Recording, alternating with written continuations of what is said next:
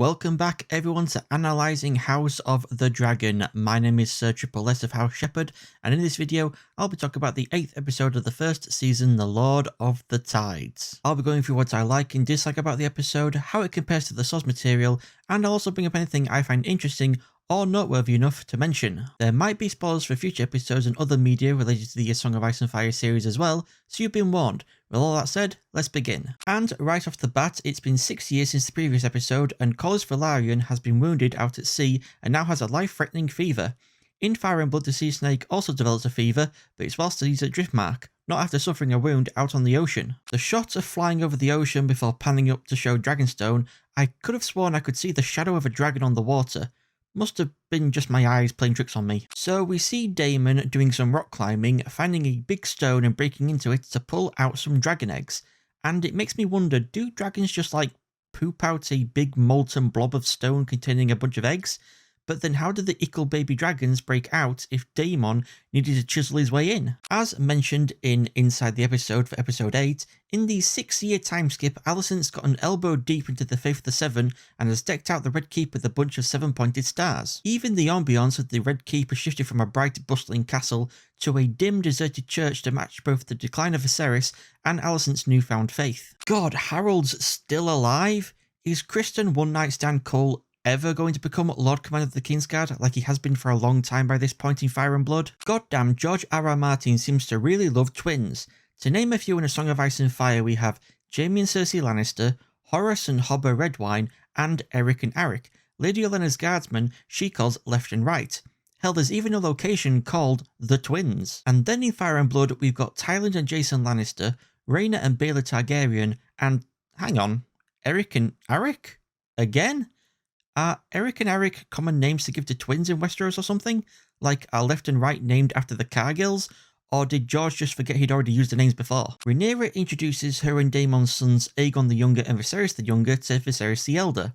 In Fire and Blood it said Alicent got quite mad when she found out Rhaenyra had also named one of her sons Aegon, and sees it as a mockery and a challenge against her son Aegon the Elder. Unfortunately, we don't get to see this since it presumably happened when Aegon the Younger was born, so it occurred during the 6-year time skip. I wish we could have gotten a 13-episode season, as it would have been helpful to flesh out the characters and their relationships more, just like George R.R. Martin says in his blog. Or, instead of Alicent's reaction happening during the time skip, it might happen next episode, since Aegon and Viserys the youngsters have only now been introduced to Viserys, and he seems surprised to see them. Maybe Rhaenyra and Daemon kept their birth a secret. Maybe in the next episode, when Alicent tells everyone Viserys' dying words were that he wants Aegon to be king, Rhaenyra will step forward and introduce to everyone her son called Aegon, and that will severely piss Alicent off.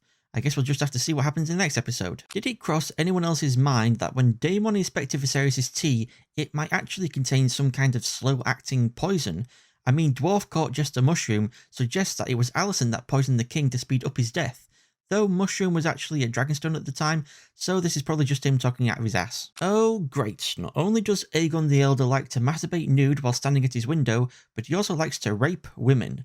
This short ass, whose growth was probably stunted by all the booze he's drunk since he was a kid, is a filthy fucking rapist, and Alicent wants him to be king? Or has she now given up on that with doing a Tywin Lannister and telling Aegon he's no son of hers? Take that, you chucky looking prick. Speaking of Alicent maybe poisoning people, I've seen people speculating that Alicent actually poisoned Diana with the tea she makes her drink.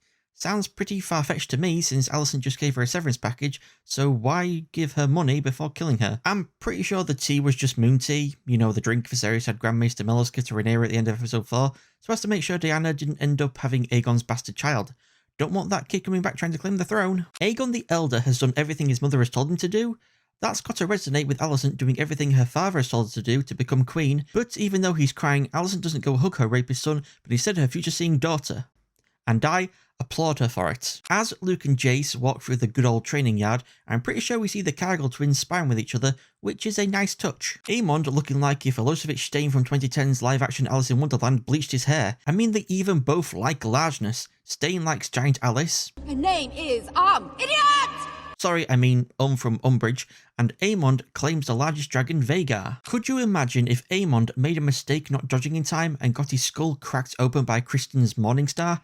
I doubt Kristen, being Alicent's sworn protector, would save him from the executioner's axe then. When Alicent and her dad are talking about a he who may yet live, my smooth brain immediately went to Viserys until the scene cuts to show Vaemond, and I'm like, oh yeah, Corlys might be dead, of course. The shots of Alicent seen through the gaps of the chair opposite her, to me looks a lot like looking at her through the bars of a prison cell. The question is though, who's in the cell?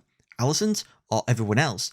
For some reason, now I want to go watch the music video for Tattoos All the Things She Said. I like, on the one hand, we have Vaemond going to Alicent and Otto, asking them to back him to be the new Lord of the Tides, as they will then have all the strength of Driftmark, which is him indirectly saying he knows there's going to be a fight to see who gets to sit the Iron Throne when Viserys dies, and the Hightowers very much like to possess the greatest fleet in Westeros when that time comes. And on the other hand, we have Rhaenyra seeking Rhaenys' support for Luke to be the new Lord of the Tides by proposing marriage between her and quote-unquote Laenor's sons, Luke and Jace, and Laenor and Daemon's daughters, Baela and Rhaena. Again, this is all just because Rhaenyra wants to have the greatest fleet in Westeros in the possession of the Blacks, but whereas Rhaenyra has to desperately beg and propose some marriages, Vaemond just has to ask nicely and promise future support to the Greens. I guess fuck Aegon, Aemond, Daeron, and Helena then, with Viserys calling Rhaenyra his only child.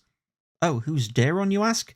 Well, he's Viserys' third son by Alicent, and he's not seen because he's the cupbearer and squire to Lord Ormond Hightower at Oldtown. Though he's never seen, it would have been nice to have had him mentioned, but at least he's confirmed to appear in Season 2, though saying that Daeron appearing out of nowhere might confuse some people not familiar with the character. I'm not gonna lie, it made me chuckle when Viserys says he wants to have supper and Otto thinks it's Viserys' confusion talking and corrects him that it's the morning, only to be slapped down by a fully lucid Viserys telling him he meant he wants to have supper tonight. Take that, Otto. What a fucking entrance Viserys makes into the throne room, wearing a mask that looks like a cross between the Phantom of the Opera and King Baldwin IV from Kingdom of Heaven. He turned down the milk of the poppy Otto tried to get him to drink earlier so as to have all of his faculties to be able to defend Rhaenyra and her children now, just like she begged him to do last night.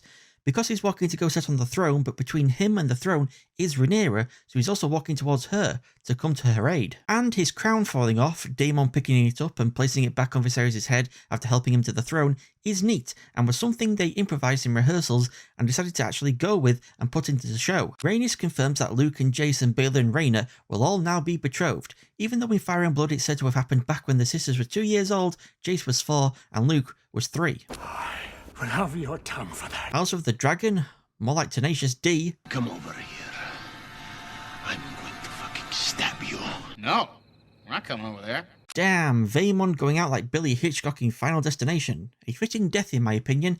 He didn't know when to keep his mouth shut and now he'll never close his mouth ever again thanks to Daemon. Vaemond also dies in Fire and Blood, but by Rhaenyra sending Daemon to seize him, having his head cut off, and then feeding the body to her dragon, Syrax. It was actually some of Vaemon's relatives that went to King's Landing to complain to Viserys, but they made the same mistake of calling Jace and Luke bastards, for which Viserys had not their heads, but their tongues removed, just as he warned people he would do in episode 7. I like some of the reactions to Vaemon's half decapitation. Almost everyone stares at Daemon and Vaemon's body, but then you have like Aegon staring at Vaemon's head, Helena looking away and covering her ears for some reason, and Alicent just completely turning around. Also, I'm not entirely sure why Otto shouts in order to have Daemon disarmed. What did he think Daemon was going to do, start hacking and slashing everyone in sight? I like how Rhaenyra and Alicent are sitting seemingly mimicking this artwork from Fire and Blood from a different dinner they both attended, though yes, they are reversed, which is something I will get into later, plus the pig in the middle is missing. It is a shame as well that we don't have Rhaenyra dressed in green and Alicent dressed in black like they do in Fire and Blood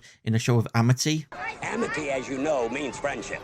I can see why this wasn't done in the show though, since it might have confused viewers for them to just switch colours out of nowhere. God damn, Viserys looking like that one-eyed guy from Two Towers crossed with Imhotep from The Mummy. Rhaenyra jumping up to be the first to toast reminds me of when Peter cuts off Varys to be the first to sit at the small council table after Tywin sits down in Game of Thrones Season 3 Episode 3.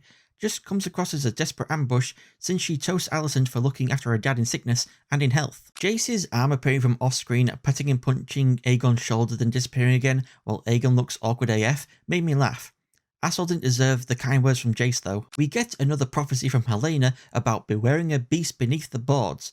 This could be a reference to any number of things, some of which are like majorly spoilery, so I won't speculate on the prophecy's meaning just yet. I like to actually hear some of those present laughing at Helena, throwing shade at Aegon. Pretty sure Daemon laughs the loudest, and Otto saying good to her is just icing on the cake. How teeth-rottingly sweet is it that everyone, well, mostly everyone, fuck you, Aegon and Aemond, actually get along for once and have some fun.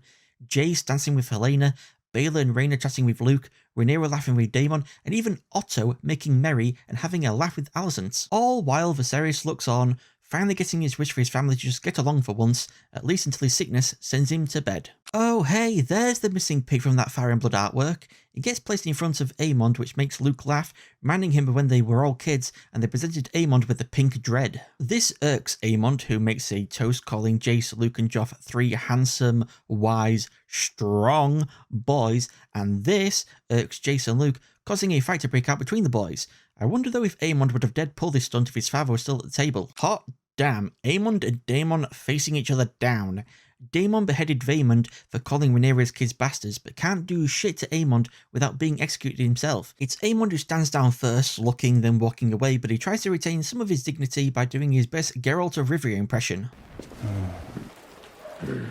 I like the fake out making us think it's Daemon in his classic cloak, going to meet up with Mysaria to cheat on Rhaenyra, but nope, it's just one of Alicent's ladies in waiting, Talia, going to Mysaria to snitch on the royal family. God damn it, Viserys, you'd finally managed to do it. You'd finally managed to reconcile most of your family and get Alicent to support Rhaenyra in becoming queen. But now you've gone and fucked it all up by mistaking Alicent for Rhaenyra and confusing her into thinking you want Aegon the Elder to take the throne instead of Rhaenyra. Remember in point 24 when I said I'd get back to Alicent sitting on the left of the screen and Rhaenyra on the right, the opposite to this Fire and Blood artwork?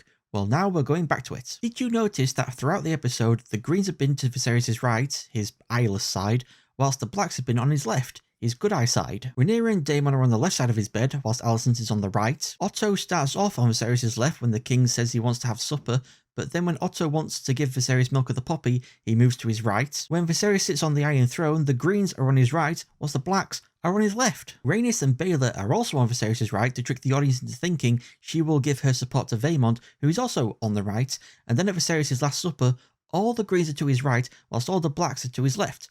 Plus, if you look at the Cargill twins, you'll notice how there's one on either side. Another very nice touch. Alicent wanted an eye in payment for Aemond losing an eye in the last episode, and it looks like she finally got it, with the Greens always being, or ending up on, Viserys' eyeless side. So, those were all my thoughts on the 8th episode of the first season of House of the Dragon, The Lord of the Tides.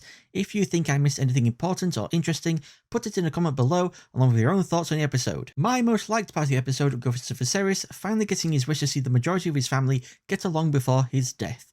What's going to happen now? He's dead though. Will make him roll in his grave so fast it will affect the rotation of the planet. And my most disliked part of the episode goes to Viserys' death, because that means Paddy will no longer be in the show, which sucks donkey balls. Did you just say donkey balls? Here's hoping though in the future we could have flashbacks, which means we might see him again. Thank you all so much for watching. If you have any advice on what I could do better for the next video, please leave it in the comment below. Don't forget to like, subscribe, share this video, and follow me on Twitter at @SSS_YouTube. I'm also on Odyssey at @SSS_83, so follow me on there if that's where you prefer to watch videos. Thank you again for watching, and I shall see you all next time. Goodbye.